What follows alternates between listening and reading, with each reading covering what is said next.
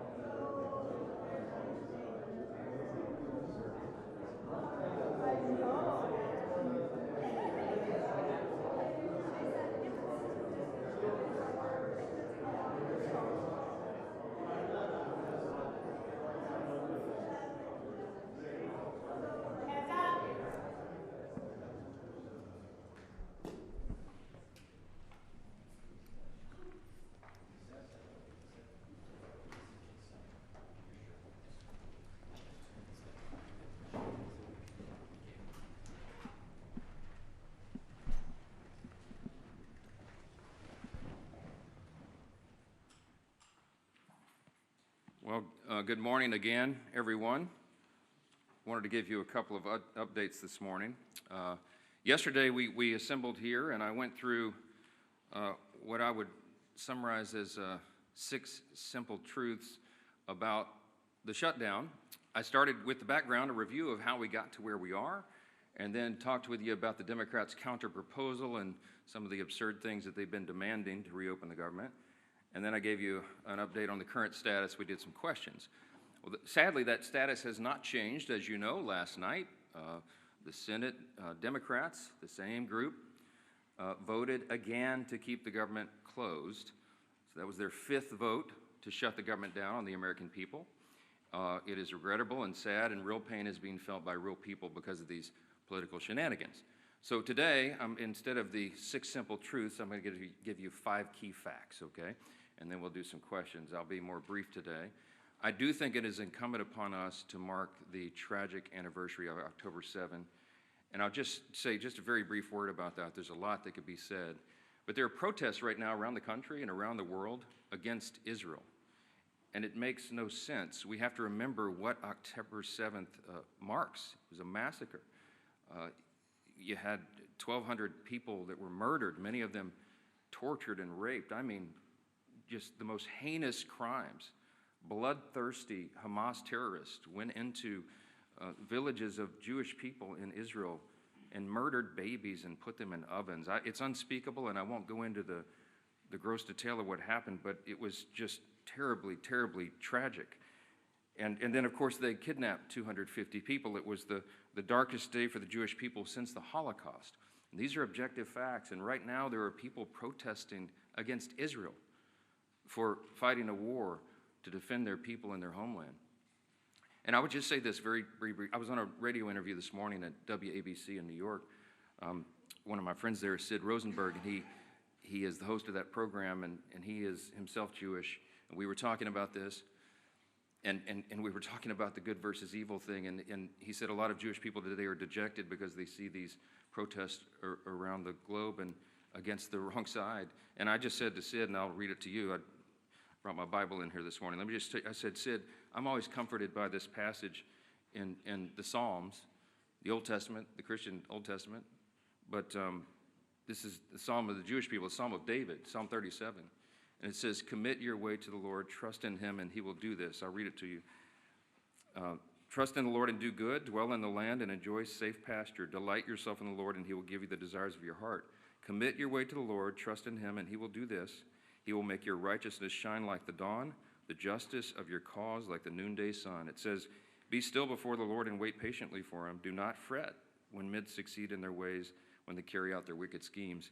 I told my friend Sid on the radio, and he was comforted by it, and I think others will be as well. We're all comforted by this. I know that the God of Abraham, Isaac, and Jacob is fully in control. We'll let that rest there. Let me talk about the shutdown here real quick, and I promised you just 5 fast facts, 5 key facts, okay? I'm going to start with Leader Schumer's record because he is leading the opposition, and he is the one telling the Democrats to keep the government shut down. Chuck Schumer has been in Congress for 44 years. He was first elected to the House in 1981. Just for reference, I was 9 years old. I was in the 3rd grade when Chuck Schumer came here to Congress.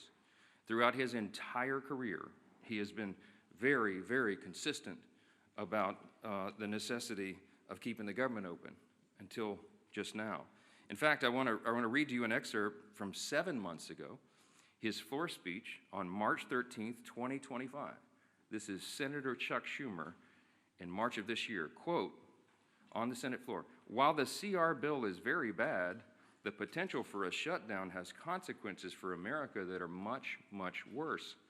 I believe it is my job to make the best choice for the country to minimize the harms of the American people. Therefore, I will vote to keep the government open and not shut it down, unquote. Now, what was Chuck Schumer talking about? The exact same bill that is on the floor today. That's what he himself said. And he did vote to keep the government open. And then, during an interview with Jake Tapper on CNN following that vote, on March 14th of this year, he said, quote, I'm proud I did it. I know I did the right thing, unquote. That is Chuck Schumer himself. Today's the exact same scenario. It is the exact same vote. It is the exact same spending levels. And he has no reason whatsoever to do anything different, except for the politics. So that's fact number 2. Fact number 1 was Schumer's record. Fact number 2 is his calculation today. It is purely about politics. He is recognizing the reality of the political winds changing in the state of New York. As I mentioned yesterday, they are likely to elect a Marxist to be the mayor of New York City, and Chuck Schumer is terrified by that. He's been in Congress a long, long time, and he is not the flavor of the day. He's not far enough left for the Marxist, and he knows he's going to get a challenge from his left flank. So he has to show a fight against President Trump, no matter how ridiculous it is, no matter how distracting it may be to the actual issues of the day. He's got to do that. Democrats have been in the political wilderness since last year's election. I got a couple of numbers for you here. Just over a week ago, Quinnipiac released the latest poll, the lowest favorability rating for the Democrat Party ever recorded. They're at about 30%. 30% favorability. Democrats have hit historic lows in poll after poll since the beginning of this year. Wall Street Journal poll, CNBC poll, the Pew survey, et cetera, et cetera. You've all seen it. Many of you reported on it, or have reported on it, and that is a fact that is inescapable. Third fast fact this morning, the Democrats' record on the CRs. You know about Chuck Schumer's record, but they've all done it. Democrats and Republicans have worked together to pass 13 CRs to keep the government open under the Biden administration in the previous 4-year term. Democrats supported every CR close to unanimously in the House and the Senate. In fact, their average is 99%. 99% of the Democrats who are voting no right now voted yes 13 times on the almost exact same, word for word, very simple CRs to keep the government open. But they won't do it now. The fourth fast fact this morning is the actual cost of the Democrats' CR counterproposal. I showed you all the graphics and all the evidence, and it's still there on my website at speaker.gov. You can go and see. The Democrats' counterproposal, what they're demanding to reopen the government and get it working for the American people again, would result in nearly $200 billion being spent on health care services for illegal immigrants and other non-citizens. It's enough to fund the entire children's health insurance program, $200 billion. And that's just part of the $1.5 trillion in new spending that they want to hoist upon the American people for big liberal wish lists in the middle of a very simple 7-week stopgap funding measure to keep the lights on. Fifth fast fact, and I'll take your questions, the cost of the government shutdowns for real people. So this results in crippling economic losses right now. These are the latest numbers. We've been assembling these, and I'm sure many of you all have been reporting on it. Each week the shutdown continues, it will wipe out an estimated $15 billion in our gross domestic product in our country. A month-long shutdown would mean not just 750,000 federal civilian employees furloughed right now, but an additional 43,000 more unemployed Americans across the economy, because that is the effect, the ripple effect that it has in the private sector. You could go state by state, and we could have charts and graphs this morning and show you what it's going to mean to every state, but what the shutdown means in the state of New York, for example, that's Chuck Schumer's state. The impact there is a decline of $1.2 billion per month in GDP.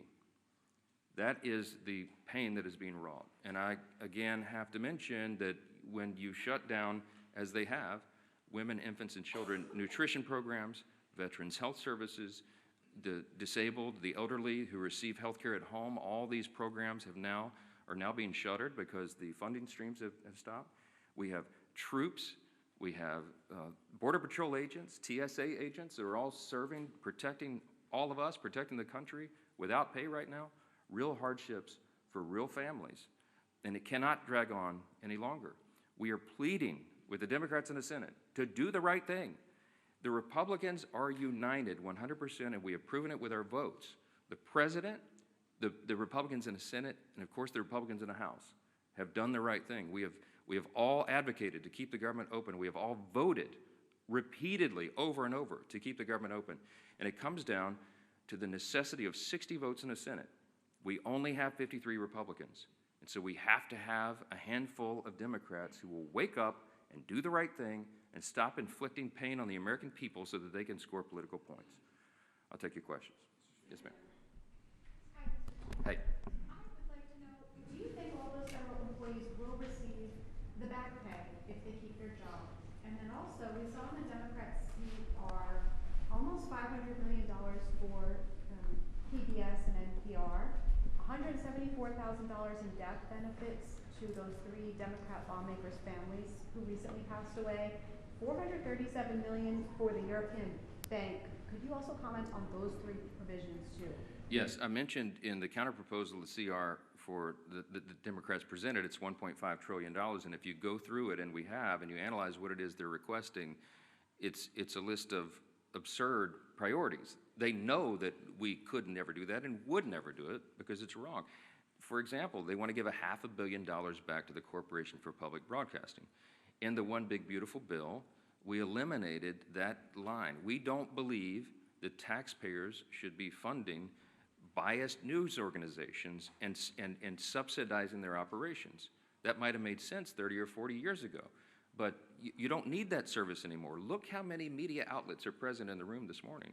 Media and information is ubiquitous. It's 24/7, it's live all the time, and it's on the internet. We don't need taxpayers funding that, and they were all left-leaning, biased organizations. We're not doing that again. And some of these other priorities that you mentioned, there are many that we could list that are just outrageous. It has nothing to do with the current proposal to keep the government in operation for 7 more weeks so that we continue the appropriations process. We're trying to fund the government, and you need Republicans and Democrats to work together to get that done. With regard to whether the furloughed civilian employees of the federal government will receive back pay, it is true that in previous shutdowns, many or most of them have been paid for the time that they were furloughed. But there is new legal analysis. I don't know the details. I just saw a headline this morning. I'm not read in on it, and I haven't spoken to the White House about it. But there are some legal analysts who are saying that that may not be appropriate or necessary in terms of the law requiring that back pay be provided. So I'm sure that'll be there will be a lot of discussion about that. But there are legal analysts who think that that is not something that government should do. That, if that is true, that should turn up the urgency and the necessity of the Democrats doing the right thing here. Even more pain, more than I just listed, for more people. So we got to figure it out. Back row, yes, sir. Speaker, you've spoken repeatedly since the shutdown began about the impacts on FEMA, the National Flood Insurance Program. Talk about how you're from a hurricane state. If this is a priority for you, why not bring the House back and vote on a reauthorization for NFIP or for WIC or troops pay or all those things for that matter? Well, there's a lot of issues that we need to address, and we work on flood insurance, the flood insurance program all the time, those of us in hurricane states. But the work of the House has been done, and we have to get the Senate to reopen the government so that we can come back and handle all of these very important end-of-the-year issues. There's a lot of things on the table. FEMA has sufficient resources right now to do that. We do have to extend the flood insurance program, annually, effectively, to make sure that it's there, but we'll do that. We'll do it in due course. There's a lot of end-of-year issues that are being conflated with this very simple issue of keeping the government open. And that is the first and most immediate priority, and we must use every leverage point we have to force the Democrats to do that. And that's why we're handling the schedule the way we are. Yes, sir. Yeah. Thanks, sir. You've talked about Leader Schumer's record with regard to continuing resolutions. Your record, you've voted against continuing resolutions in the past, including when Speaker McCarthy was the Speaker. How do you explain your stance now versus yours previously? Yeah, different circumstances, different times. When we did CRs in the past, you had leverage points of things that when the Democrats were trying to put their partisan priorities in, we were trying to use whatever leverage we had in the minority to take them out. Very important distinction right now. We did not put in Republican priorities in the clean CR. I could have put some of our priorities or poison pills or things that Democrats had done in the past to us. We didn't. And that's why there's nothing to negotiate right now. People say, why aren't you negotiating? I don't have anything to offer. I can't go to a clean CR and say, let me pull off the Republican priority and make it more palatable for you, because we didn't add that in. It's simply a status quo continuance. One of the things we objected to back then was these were Biden-level policies and spending. I still object to that. But what I'm trying to do is keep the government open so that we can readjust those things. And as I gave you the long background yesterday, the summary of how we got to where we are, the appropriations process is working again. And we're going to be able to reprioritize federal spending, but we have to allow the time for that to continue, and we need 7 more weeks. But every day that they keep the government open, it gives us less time to finish the job. I'm talking about when McCarthy was the Speaker and you guys had a majority in 2023. Yeah, well, we had divided government as well, right? The Democrats were, Chuck Schumer was over here negotiating in the Senate, and that's what's so ironic about it. When we were in the Oval Office, Chuck Schumer looked the president in the eyes and said, I've always been very fair. I've always allowed the Republicans their priorities. And I just looked at him like, oh, what? I'm sitting right here. I was the guy you were negotiating with. I called him at the 11th hour, I remember very vividly, and asked him not to put in a terrible poison pill. It was a big Democrat priority that is outrageous to the conservatives.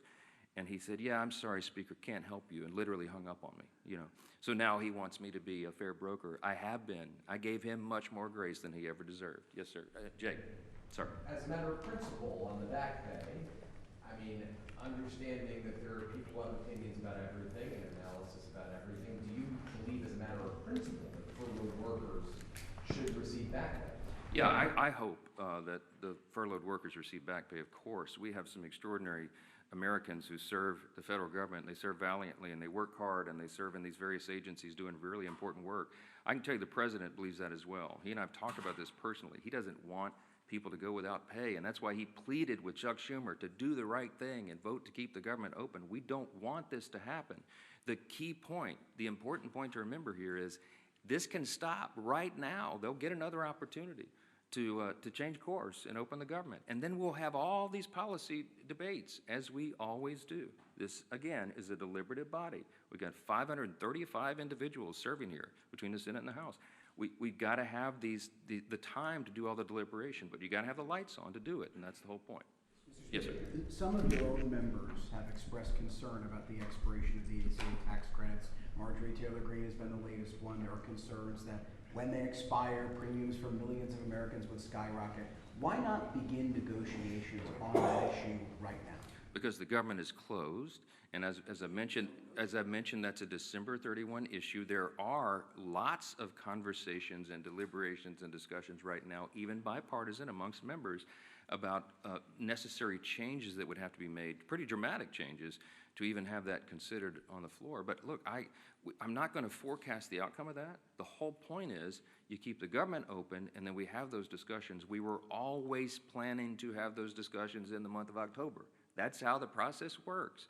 And this is a very complicated issue. It's not a simple one. And you have, as I mentioned, there's probably 400 different ideas on the table of how to modify, change, or improve that if it is indeed going to be extended.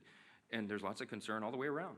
But there's no way that if four of us can go in a room and just snap our fingers and say, oh, here's the solution, let's get it done. We haven't had time to do that.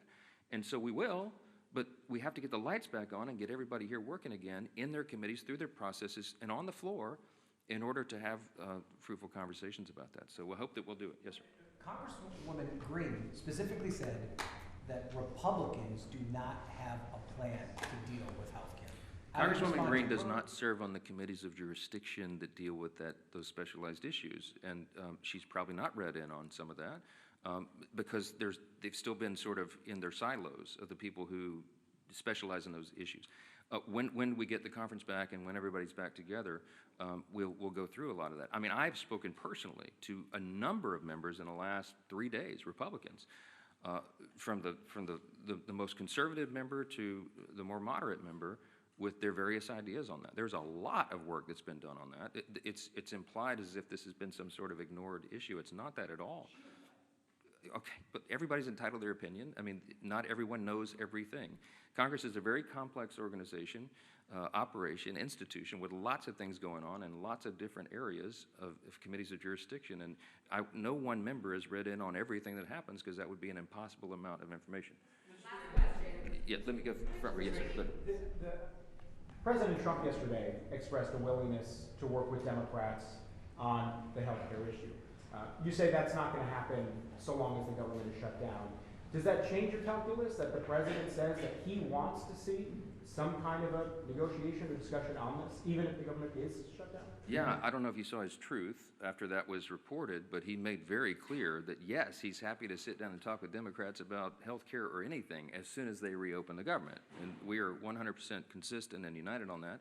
I spoke to the president at length yesterday about that very thing. And yes, he wants to solve problems. The president is a deal maker. He likes to figure these things out and works towards solutions. And that's why he's a bold, strong leader that America needs right now. I'm excited to work with him on that. I have the exact same opinion and position. But again, none of this can happen until the Democrats stop inflicting pain on the American people and turn the lights back on in Congress and get everybody back to work. I certainly pray and hope that they will do that and they don't drag this on for political purposes. Thank you all so much. Mr. Speaker, when will you swear in Ms. Grijalva?